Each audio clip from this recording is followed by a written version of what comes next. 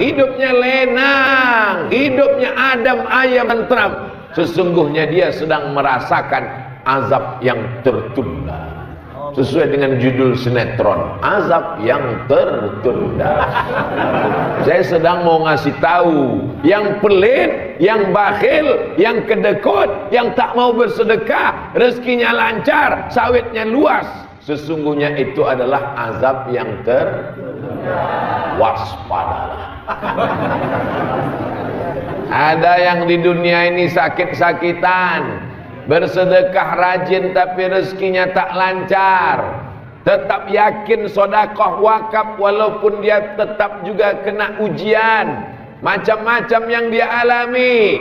Ada ibu-ibu yang sudah ngasih semen, ibu-ibu yang sudah ngasih batu bata, ibu-ibu yang sudah ikut gotong royong, ibu-ibu yang mengirimkan makanan untuk tukang.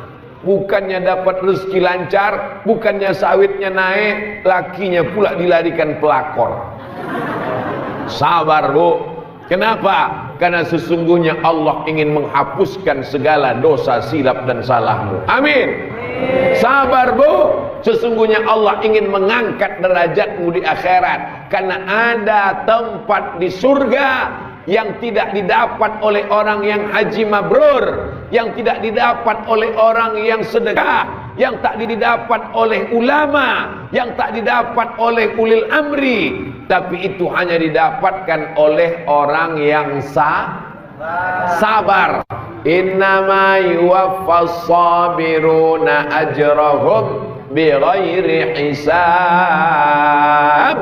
Orang yang sabar diberikan Allah balasan tak terhitung jumlahnya. Kenapa kita bersedekah? Yang pertama, untuk meyakinkan bahwa ini bukan punya kita, duit ini bukan punyaku ya Allah, maka kubalikkan ke rumah Allah. Ini masjid bukan punya orang Sigrun, ini masjid punya Allah, ini tanah punya Allah. Tapi jangan gara-gara masjid punya Allah lalu seenaknya saja masuk ke dalam tidur di masjid, ngences, air liur berserak-serak. Pas ditanya pengurus masjid, kenapa kau tidur-tiduran di masjid? Masjid punya Allah. Masjid ini memang punya Allah, tapi ada hamba Allah yang menjadi pengurusnya, yang menjadi ketua, sekretaris bendahara. Ada panitia renovasi pembangunan masjid, tapi panitia ketua masjid bukan pemilik masjid. Ini mesti didudukkan pemahaman ini, kalau tidak nanti kacau balau. Ini yang pertama. Yang kedua, kenapa kita mesti bersedekah? Dawu mardakum bis sadaqah. Obati orang yang sakit di antara kamu dengan bersedekah. Yang sudah ke dokter, yang sudah makan herbal, yang sudah minum madu, yang sudah minum habba sauda, yang sudah ke dukun, tobatlah. Man atakahinan, siapa yang datang ke dukun, fasaddaqahu bima yaqul, percaya kepada dukun, falam tuqbal lahu salatun arba'ina yauman, tak diterima salatnya 40 hari 40 malam. Bertobatlah. Suami tak pulang-pulang, ke dukun. Anak tak laku-laku, ke dukun. Liku-liku laki-laki, laku-laku yang tak laku-laku karena luka-luka. Dagangan tak lancar, ke dukun. Kalau memang dukun bisa menyelesaikan masalah, kenapa dukun itu hidupnya bermasalah? Hai dukun-dukun, tobatlah kalian. Satu-satunya dukun yang boleh cuman satu, dukun sunan. Kenapa dukun tak boleh? Kenapa dokter boleh? Karena dukun berkawan dengan jin, hantu, setan. Sedangkan kita setiap hari minta perlindungan Allah dari gangguan jin dan setan. Alladzi waswisu fi sudurin nas minal nati. Ke dokter sudah, minum madu sudah, makan herbal sudah, alternatif sudah, akupunktur sudah, belum juga sehat. Ada satu yang belum kau lakukan, berobat dengan cara bersodakoh. Saya udah sodakoh tak sehat-sehat Pak Ustadz. Berapa kau sedekah? 2.500. Mana ada obat 2.500? Pergilah kalian ke puskesmas, pergilah kemana-mana, itu obat. Maka Allah subhanahu wa ta'ala sedang menguji. Kalau kau memang sayang pada dirimu, sayang pada anakmu, sayang pada istrimu, serahkan 2-3 sak semen. Ini aku wakafkan sekian sak semen. Setelah itu berdoa kepada Allah, ya Allah, berkat sedekahku sembuhkanlah ya Allah. Tapi jangan kuat-kuat, nanti ria. Antara kita dengan Allah saja.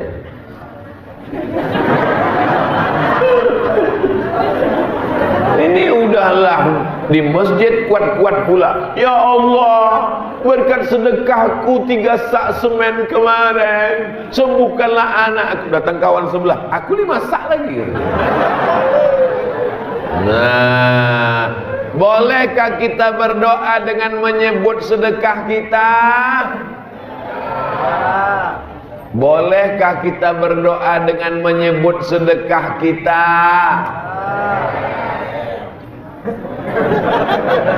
Ada 3 orang terjebak di dalam gua.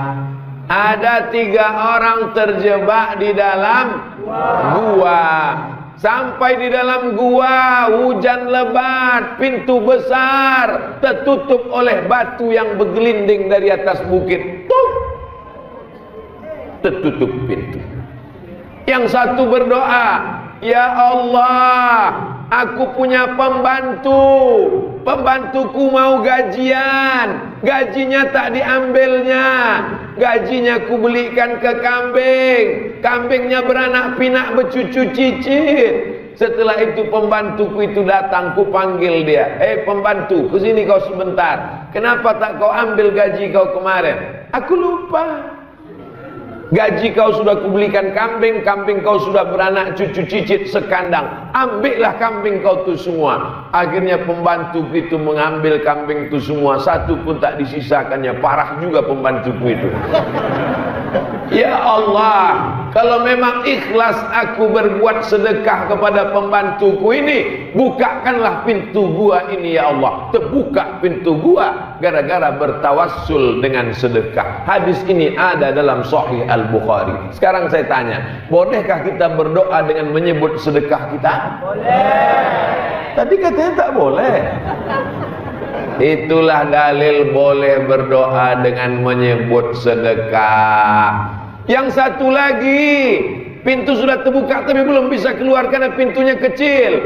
Lalu kemudian tak muat badannya. Yang satu lagi berdoa, ya Allah, aku balik ke rumah membawa susu kambing. Biniku menangis kelaparan belum makan. Anakku menangis kelaparan belum makan. Susu kambing ku tahan.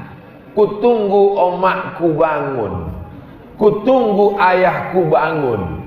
Karena mereka tertidur. Setelah ayahku bangun, emakku bangun, ku kasihkan susu kambing itu. Minumlah ma, minumlah ya. Setelah mereka minum, ku tengok mereka tenang, bersisa susu, baru kuberikan ke anak dan istriku. Kalau memang perbuatanku ini baik, bukakanlah pintu ini ya Allah. Itu dalil boleh berdoa dengan menyebut bakti kepada orang tua.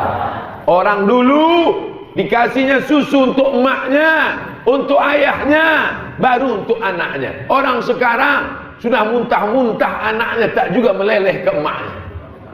Cemana doa kita mau dikabulkan Allah Subhanahu wa ta'ala? Sesudah emak itu mati, sesudah tak ada, barulah dia menangis menggaru dinding. Oh ma. Kalau ada orang macam ini, ambilkan dodos tu ke tengkuknya. Bukan, jangan mati, pukulkan sikit aja. Saudara yang dimuliakan Allah Subhanahu wa ta'ala, kenapa kita bersedekah? Menurunkan rahmat Allah. Buah itu sudah masak di tangkai, tapi mesti dijolok dengan galah. Menjoloknya itu adalah dengan sedekah. Abdul Somad akan membangun musola. Abdul Somad akan membangun musola. Tidak ada meminta. Tiba-tiba datanglah orang Cina mengasih 500 sak semen. Tak Islam. Tak Islam. Mereka bersedekah itu bukan mau ingin masuk surga, tapi kenapa mereka suka berbagi? Ayah, hoki lah. Hoki maksudnya rezeki datang. Dia dengar Abdul Somad mau bangun musola, langsung pengurus nelpon, Ustadz, ya ini ada orang tak Islam mau ngasih 500 sak semen, boleh tak kita terima? Ayah, boleh lah. Saudara yang dimuliakan Allah Subhanahu wa taala, orang tak Islam saja percaya bahwa sedekah bisa menjolok rezeki. Orang Islam sholat, dengar ceramah, berapi-api, rajin datang, giliran bersedekah. Giliran datang bersedekah.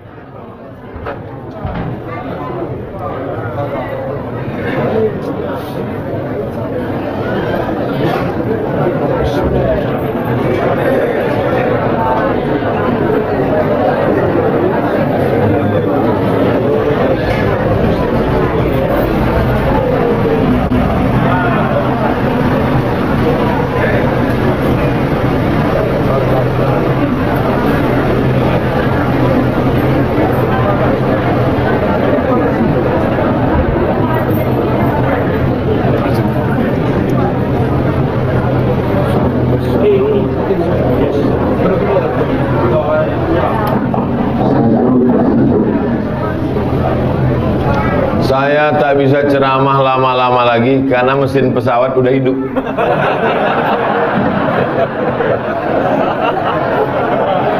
Saya udah dikasih tahu panitia tadi, Ustadz ceramah tinggal 9 menit lagi. Tadi karena Ustadz mulai jam setengah 6, sekarang udah jam setengah 7 kurang 9 menit. Itu kata dia. Tapi insya Allah saya teruskan yang ketiga. Yang pertama, bersedekah untuk menunjukkan bahwa ini bukan punya kami ya Allah, ini punya Engkau, kami balikkan kepada Engkau. Nih, Masjid Jabal Nur Desa Sigrun. Yang kedua, yang sakit-sakit diobati dengan sedekah. Yang ketiga, kullu mri'in tahta zilli shadaqatihi. Nanti kita mati menghadap Allah, bangkit di padang mahsyar, tak ada atap, tak ada tenda. Wa takunul jibalu kal ihnil, bukan mampus, maufus. Nun berjumpa dengan fa, keluar angin. Mau fa, keluar angin.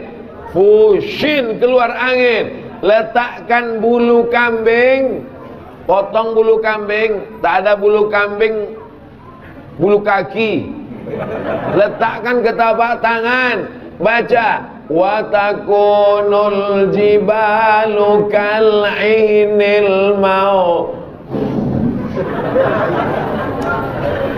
Ketika di padang mahsyar itu gunung-gunung seperti bulu kambing yang dihembus angin. Gunung Sibaya, Gunung Kidul, Gunung Kelut, Gunung Merapi, udah dekat pesawatnya. Gunung Merapi, semuanya akan terbang. Kalau Gunung Sibaya akan seperti bulu kambing dihembus angin, apalagi lah Abdul Somad. Lalu di mana kita bernaung? Kullu mri'in tahta zilli shadaqatihi. Orang akan bernaung di bawah sedekah, bukan somat. Ibu akan bernaung di bawah sedekah, Bu. Kakak akan bernaung di bawah sedekah, Kak. Makcik akan bernaung di bawah sedekah, Makcik. Nenek akan bernaung di bawah sedekah, Nek. Opung akan bernaung di bawah sedekah, Opung. Semua kita akan bernaung di bawah sedekah. Kenapa yang Ustaz sebut tadi yang perempuan-perempuan aja? Yang kerja cari duit ini kan laki-laki. Memang yang mencari duit ini laki-laki, tapi yang memegang duit, tengok mengaku mereka. Maka duit ini disedekahkan supaya kita dapat atap nanti di akhirat, di padang mahsyar. Sekarang kita bisa enak pengajian karena ada atapnya, cantik pula atap masjid ini, Masya Allah. Lampunya kelap-kelip karena sesuai dengan musim tadi, yang selalu ditengok. Ini lampu ini kalau terlalu tengok berkelap-kelip, nanti pas nengok muka kawan berkelap-kelip juga muka kawan. Jamaah yang dimuliakan Allah SWT, nanti kalau ada orang bertanya, apa isi ceramah Ustaz Somad itu tadi? Entah aku entah ingat. Sebentar-bentar kiki. Sebentar-sebentar kiki. 3 yang disampaikan Abdul Somad itu tadi. Yang pertama, kita mesti sadar bahwa ini bukan punya kita. Yang punya kita bawa mati yang kita sedekahkan. Ini pesawat semakin mendekat, mohon maaf. Yang kedua, bahwa kalau mau sehat, yang sakit-sakit banyak-banyak bersedekah. Yang ketiga, bahwa kita akan dapat naungan di padang mahsyar sesuai dengan sedekah kita. Ustaz Somad nanti 5.042.000 terkumpul 5.042.000. Yang menjadi pikiran saya, siapa lah yang mengasih 2.000 itu?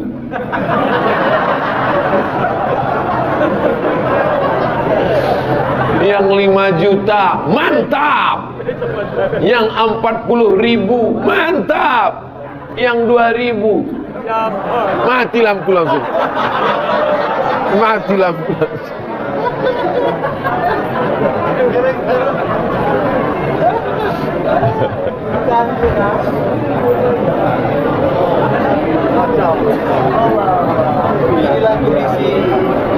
Tak apa, biasa.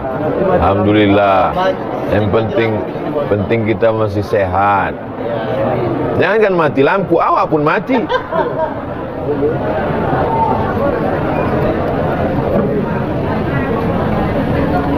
Sekecil apapun sedekah kita akan dibalas Allah. Jadi yang tersinggung mendengar 2.000 tadi, bangkitkan semangat. فَمَنْ يَعْمَلْ مِثْقَالَ ذَرَّةٍ خَيْرًا. Maka nanti kalau mau sedekah 2.000, masukkan aja. Pas ditanya orang, kenapa kau sedekah cuma 2.000? فَمَنْ يَعْمَلْ مِثْقَالَ ذَرَّةٍ خَيْرًا.